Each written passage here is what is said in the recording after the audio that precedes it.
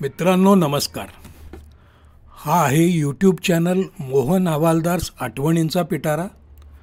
सांप्रत सुरू आहे उपमालिका जैन मत आणि हा आहे भाग 4. मित्रांनो, जेव्हा जैन दर्शनाची गोष्ट येते तेव्हा सर्वात प्रथम डोळ्यासमोर उभी राहते ती भगवान महावीरांची ध्यानमग्न मूर्ती. भगवान Mahavir was deep in meditation. His closed eyes emanated an extraordinary peace and serenity. भगवान महावीर कितवे तीर्थंकर आणि त्यांच्याच मार्गाची आणि मार्गदर्शनाची चर्चा अधिक का बरं होते? जैन दर्शनच कशाला, जेव्हा भारत मातेच्या सुपुत्रांची गोष्ट येते तेव्हा वर्धमान महावीरांचं नाव हे येतच येतं.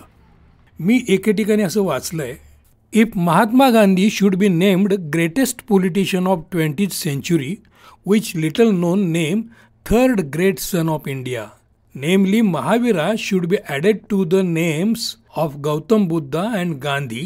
Mahavir is the elder of these three. मित्रांनो, हा आहे मोहन हवालदार्स आठवणींचा पिटारा. जैन मत या उपमालिकेत मी बोलणार आहे भगवान महावीरांच्याबद्दल. भगवान महावीर हे जैनांच्या 24 तीर्थंकरांच्या नामावळीतील 24वे तीर्थंकर आणि त्यांच्याच उपदेशाची चर्चा अधिक होते. मित्रांनो, भगवान महावीर समजून घेण्याच्या अगोदर काही गोष्टी समजून घेणं देखील आवश्यक आहे. अभ्यासक विश्वंभरनाथ पांडे भारत और मानवी संस्कृतीच्या 2ऱ्या खंडात लिहितात, ऋषभदेव से लेकर वर्धमान महावीर तक जैन मान्यता के अनुसार 24 महापुरुष हुए जिनको तीर्थंकर कहते हैं. तत्वज्ञान की दृष्टि से उन सब ने एक प्रकार के ही उपदेश दिए हैं. समय के अनुसार आचार का बदलना अनिवार्य होने पर भी तत्वज्ञान के विषय में सभी एकमत है. पांडे पुढे लिहितात, ज्यातून महावीरच का याचं थोडंफार उत्तर आपल्याला मिळतं. आचार का बदलना अनिवार्य होने पर भी तत्वज्ञान के विषय में सभी तीर्थंकरों का एकमत है. पर जैन तत्वज्ञान और आचार के उपदेशों के रूप में जो कुछ आज हमारे सामने ग्रंथबद्ध मौजूद है वह तो तीर्थंकर महावीर के उपदेश का ही फल है. महावीरांनी हे ज्ञान परंपरेतून मिळवलं. पांडे लिहितात, महावीर ने तीर्थंकरों की परंपरा में से बहुत कुछ सीखा और समझा होगा और अपने उपदेश की धारा उसी परंपरा के अनुरूप बहाई होगी.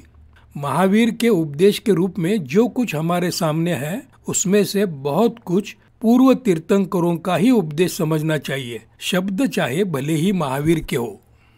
जैन दर्शनाचा अभ्यास करताना एक गोष्ट महत्त्वाची झाली की तीर्थंकरांचे उपदेश प्रमाण आहेत. या उपदेशांबद्दल करावी तेवढी पारायणं कमी आहेत. पण थोडक्यात या उपदेशाचा धागा समजून घेतला तर महावीर जैन दर्शन हे सगळंच समजून घेणं सोपं जाईल. जैन दर्शन हे अहिंसा, अनेकांत, अपरिग्रह सांगणारं, कृषी, विज्ञान, निसर्गवादी असणारं असं आहे. किंबहुना हेच त्याचं सूत्र आहे. अनेकानेक तीर्थंकरांच्या शिकवणुकीचा गाभा तोच आहे. कसा ते ऐकूया अभ्यासक रावसाहेब चौगुले यांच्याकडून. विशेष म्हणजे ही शिकवण लौकिक विज्ञानाच्या समांतर जाते आणि त्यापेक्षाही सूक्ष्म आहे. मी ॲडव्होकेट रावसाहेब चौगुले, जैन दर्शनाचा अभ्यासक, लौकिक विज्ञान आणि तीर्थंकरांचा उपदेश याविषयी थोडक्यात माहिती देत आहे. ज्यांनी रागद्वेषांचा नाश करून वितरागता प्राप्त करून घेतली, ज्यांना केवल ज्ञानाची प्राप्ती झाली, विश्वातील सर्व तत्वांना ज्यांनी जाणलं, जे सर्वज्ञ झाले, अशा तीर्थंकरांनी भव्य जीवांच्यासाठी हिताचा उपदेश दिला. गणधरांनी तो ग्रहण केला, आचार्यांना त्यांनी सांगितलं आणि त्यानंतरच्या आचार्यांनी तो लिपिबद्ध केला. दर्शन आचार्यांनी पुष्पदंत आणि भूतबली मुनींच्याकडून षटखंडामध्ये ग्रंथ लिहून घेतले. त्यानंतर सुद्धा आचार्य कुंदकुंद, आचार्य समंतभद्र, आचार्य पूज्यपाद असे अनेक आचार्य होऊन गेले. आचार्य कुंदकुंदाचार्यांनी नियमसार, प्रवचनसार, पंचास्तिकाय, अष्टपाहूड आदी अनेक ग्रंथांची रचना केली. यामध्ये पंचास्तिकाय या ग्रंथामध्ये आचार्य कुंदकुंद गाथा नंबर 15 मध्ये सांगतात, भावस्य नत्थी नासो नथी अभावस्य चेव उपादो गुणपज्येसु भावा उपादवये पक्वंती. भाव म्हणजे पदार्थ. कुठल्याही पदार्थाचा नाश कधीही होत नाही. ज्याचा अभाव आहे त्याची उत्पत्ती कधीही होऊ शकत नाही. लौकिक विज्ञानामध्ये सुद्धा हेच सांगितले आहे. Energy cannot be created and cannot be destroyed. It can be transferred from one form to another form. लौकिक विज्ञानात जरी असं सांगितलं असलं तरी सुद्धा लौकिक विज्ञानापेक्षा सूक्ष्म जैन तीर्थंकरांनी त्यांच्या उपदेशामध्ये सांगितलेलं आहे.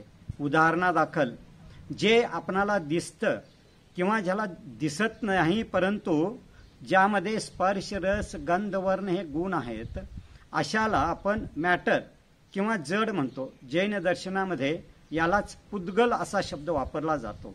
या पुद्गलामध्ये स्पर्श रस गंध आणि वर्ण हे गुण कायमचे असतात. तसेच जीव हा सुद्धा एक द्रव्य आहे. आपण जीव आहोत. शरीर जे दिसतं आपणाला ते पुद्गल आहे. जीवामध्ये ज्ञान दर्शन वगैरे विशेष गुण आहेत. पुद्गल आणि जीव हे दोनच द्रव्ये स्वतःचा स्वभाव सोडून विभाव रूपानं परिणमतात. जसं पाणी मूळ त्याचा स्वभाव थंड आहे परंतु त्याला अग्नीचा संपर्क लागला तर ते गरम होतं. जोपर्यंत अग्नीचा संपर्क आहे तोपर्यंत गरम राहतं. अग्नीचा संपर्क निघून गेला तर पाणी पुन्हा मूळ स्वभावामध्ये म्हणजे थंडपणामध्ये प्राप्त होतं. तसं जीवाचा मूळ स्वभाव हा वीतराग, रागद्वेषाने रहित, आकुलतेने रहित, अनंत सुख, अनंत ज्ञान, अनंत दर्शन, अनंत शक्तीने युक्त असणारा जीव द्रव्य, परंतु अनादी काळापासून परद्रव्याच्या संपर्कानं परद्रव्याच्या मोहामुळं रागद्वेष करतो आणि कर्मबंध करून घेतो. कर्मबंधामुळं पुन्हा कर्माचा उदय झाला तर पुन्हा रागद्वेष उत्पन्न होतात आणि या रागद्वेषामुळं आकुलतेमुळंच खऱ्या अर्थानं जीवाला या शारीरिक व्याधी असतील, मानसिक व्याधी असतील, हाय ब्लड प्रेशर वगैरे, हार्ट अटॅक, शुगर असे रोग उत्पन्न होत असतात. आणि म्हणून तीर्थंकरांनी जो उपदेश सांगितलेला आहे तो उपदेश समजावून घेणं, कर्मसिद्धांत समजावून घेणं, त्याचा अभ्यास करणं, रागद्वेष कमी करणं, आकुलता कमी करणं हे जर आपण केलो तरच आपलं खऱ्या अर्थानं कल्याण होणार आहे. आणि म्हणून आपणाला या तीर्थंकरांनी दिलेला उपदेश समजावून घेऊन मानव जन्माचं खऱ्या अर्थानं सार्थक व्हायचं असेल तर आपणाला या जिनवानीचा अभ्यास केलाच पाहिजे. सर्व जीवांचं कल्याण हो. जैन दर्शन तत्वज्ञान प्राचीन आहे. सर्व तीर्थंकरांच्या शिकवणुकीचा निचोड समान आढळतो. ऋषभनाथ, शांतीनाथ, नेमिनाथ हे प्राग ऐतिहासिक आहेत. इतिहास आणि लिपीच्या पूर्व काळातले आहेत. त्यांचं अस्तित्व स्वीकारार्ह आहे. पार्श्वनाथ आणि महावीर यांचं कार्य तर इतिहासानं पूर्णपणानं स्वीकारलेलं आहे. मित्रांनो, आणखी थोडी ज्ञात पार्श्वभूमी. इसवी सन पूर्व 6व्या शतकात म्हणजे 2700 वर्षांपूर्वी झालेल्या मख्खली घोषाल आणि पुरण कश्यप अशा श्रमण धर्मगुरूंची माहिती इतिहासाला ज्ञात आहे. श्रमण संस्कृतीच्या सह पूर्व जैन तीर्थंकरांचे वारस 24वे तीर्थंकर भगवान महावीर यांनी जैन धर्माचे व्यवस्थापन अत्यंत कौशल्यानं केलेलं आहे. महावीरांच्या दरम्यान गौतम बुद्ध धर्माचे प्रवर्तक झाले. श्रमण परंपरेच्या प्रवृत्ती सांख्य दर्शनाचे प्रणेते कपिल यांच्या तत्वज्ञानात शोधायला मिळतात. हे तपशील प्राचीन भारतीय विद्येचे पुनर्दर्शन या ग्रंथात आलेले आहेत. म्हणजे जैन, सांख्य, बौद्ध इत्यादी दर्शन किंवा तत्वज्ञान शाखांचा विकास श्रमण संस्कृतीतून झाल्याच्या म्हणण्याला यातून दुजोरा मिळतो. यानंतर ब्राह्मण तत्वज्ञान किंवा परंपरेचा विकास झाला. ब्राह्मण आणि श्रमण वाद सुद्धा इतिहासात नोंद आहे. पुरातत्व विभागाचे ज्येष्ठ अधिकारी PC राय चौधरी लिहितात, आधुनिक कुछ लेखकों ने यह लिखकर एक साधारण भूल की है कि ब्राह्मण धर्म के विरुद्ध असंतोष की भावनाएं फैल जाने के कारण जैन धर्म की उत्पत्ति हुई. इस गलत धारणा का सूत्रपात इसलिए हुआ कि उन्होंने वर्धमान महावीर को जैन धर्म का प्रवर्तक मान लिया. यह तथ्य ठीक नहीं है. जैन धर्म की उत्पत्ति और प्रसार पहले ही हो चुका था. महावीर ने इसका अत्यधिक प्रचार किया था और यही कारण है कि इस प्रकार की गलत धारणा कई ख्याति प्राप्त विद्वानों से हो गई. श्रमण आणि ब्राह्मण या दोहोंच्या हितसंबंधात तीव्र विरोध किंवा कठोर विरोध असल्याला पतंजलींनी सुद्धा दुजोरा दिलेला आहे असंही नमूद आहे. प्राचीन भारतीय विद्येचे पुनर्दर्शन या ग्रंथात हे नमूद आहे. प्रस्तुत पॉडकास्टला या वादविषयात पडायचे नाही.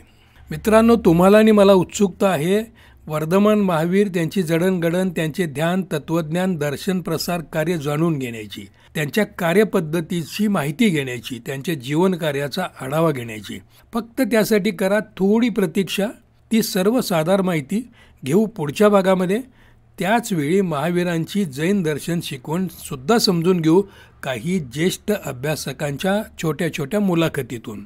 तोपर्यंत मला परवानगी द्या. ऐकत रहा यूट्यूब चॅनल मोहन हवालदार आठवणींचा पिटारा. धन्यवाद आणि नमस्कार.